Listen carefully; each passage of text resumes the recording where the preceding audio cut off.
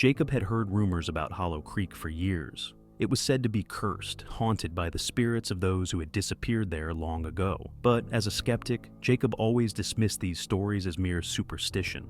That was until he decided to camp there alone.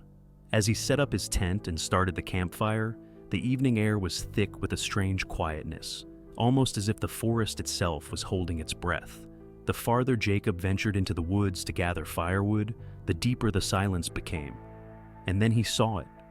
An old, decayed house, half sunken into the ground, hidden among the trees. It had been abandoned for decades, but the windows were cracked, and the door swung open with a creak. Despite every instinct in him screaming to leave, Jacob entered the house, curious to see what lay inside. As he walked through the dusty, decrepit rooms, he heard something, the sound of slow footsteps echoing behind him. He spun around, but there was nothing there. The footsteps continued, getting louder, closer. His heart pounded in his chest, his breath quickened.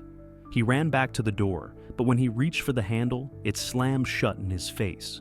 He turned, and there, standing in the doorway, was a figure, a tall, gaunt man with hollow eyes, his face twisted in a grotesque grin.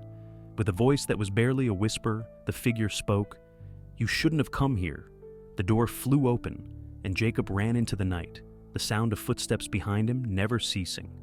By the time he made it out of the forest, the house was gone, vanished into thin air as if it had never existed.